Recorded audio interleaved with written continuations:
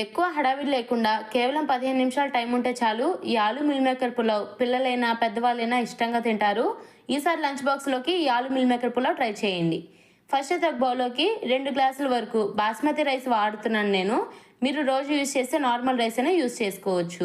ఇప్పుడు దీన్ని క్లీన్గా వాష్ చేసుకొని ఒక 20 మినిట్స్ సోక్ చేసుకోవాలి. అలానే హాట్ వాటర్లోకి 1 కప్పు వరకు మిల్ మేకర్ యాడ్ చేసుకొని కలుపుకొని ఒక 10 మినిట్స్ సోక్ చేసుకోవాలి.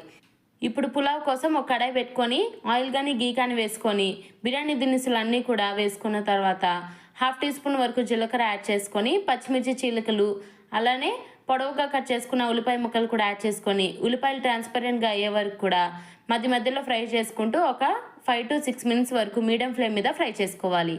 ఇప్పుడు ఈ విధంగా ఉల్లిపాయలు ట్రాన్స్పరెంట్గా అయిన తర్వాత టమాటా ముక్కలు కూడా యాడ్ చేసుకొని లైట్గా ఫ్రై చేసుకోవాలి. టమాటా ముక్కలు మెత్తబడాల్సిన అవసరం లేదు. లైట్గా ఒక 2 మినిట్స్ ఫ్రై చేసుకొని దాంట్లోకి పుదీనా ఫ్రెష్గా అప్పటికప్పుడే చేసుకున్న అల్లం వెల్లుల్లి పేస్ట్ కూడా యాడ్ చేసుకొని అల్లం వెల్లుల్లి పేస్ట్ పచ్చివాసన పోయే వరకు కూడా బాగా కలుపుకొని పచ్చివాసన పోయే వరకు కూడా మంచిగా కలుపుకోవాలి. ఈ విధంగానే పచ్చివాసన పోయిన తర్వాత దీంట్లోకి ఆలూస్ అనేటివి యాడ్ చేసుకోవాలి. ఆలూస్ ఈ విధంగా క్యూబ్స్గా కట్ చేసుకొని యాడ్ చేసుకోవాలి. మీ దగ్గర ఉంటే క్యారెట్ బీన్స్ లాంటి వెజిటేబుల్స్ కూడా యాడ్ చేసుకోవచ్చు. నా దగ్గర ఓన్లీ ఆలూస్ మాత్రమే ఉన్నాయి, సో ఆలూస్ మాత్రమే యాడ్ చేస్తున్నాను. ఇప్పుడు దీంట్లోకి 1 టీ స్పూన్ వరకు సాల్ట్ యాడ్ చేసుకొని మొత్తం కూడా కలిసే విధంగా బాగా కలుపుకోవాలి.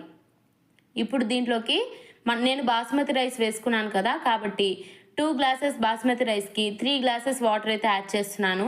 మీరు నార్మల్ రైస్ వేసుకుంటే రోజు మనం ఎలా వండుకుంటామో అలానే మీ బియ్యానికి తగ్గట్టుగా వాటర్ అనేటివి యాడ్ చేసుకోవాలి. నేను ఇక్కడ 2 గ్లాసెస్ బాస్మతి రైస్కి 3 గ్లాసెస్ వాటర్ అయితే యాడ్ చేస్తున్నాను.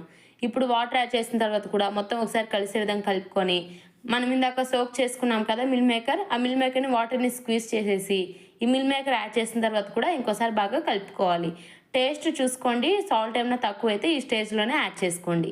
ఇప్పుడు మూత పెట్టేసి నీళ్ళు అనేటివి ఈ విధంగా మరిగే దాకా వెయిట్ చేయాలి. ఒక 5 మినిట్స్కి ఈ విధంగా మీడియం ఫ్లేమ్ మీద మంచిగా మరుగుతాయి. ఇప్పుడు దీంట్లోకి మనకి బియ్యం అనేటివి మంచిగా సోక్ అయిపోయి ఉంటాయి. ఈ సోక్ అయిన రైస్ని కూడా ఈ పులావ్లో ఈ వాటర్లోకి యాడ్ చేసేసుకోండి. వాటర్ యాడ్ చేసిన తర్వాత ఇంకా మూత పెట్టేసి ఒక 10 to 15 మినిట్స్ వరకు లో ఫ్లేమ్ మీద వదిలేసామంటే మంచిగా పులావ్ అనేది మనకి రెడీ అయిపోతుంది. మీరు ఇదే ప్రాసెస్ సేమ్ కుక్కర్లో కూడా చేసుకోవచ్చు. కుక్కర్లో ఎలా తయారు చేసుకోవాలనేది కూడా ఆల్రెడీ మన పేజ్లో అప్లోడ్ చేస్తున్నాను. ఒకసారి వెళ్ళి చెక్అవుట్ చేయండి. అలానే సబ్స్క్రైబ్ చేసుకొని ఫాలో చేయండి.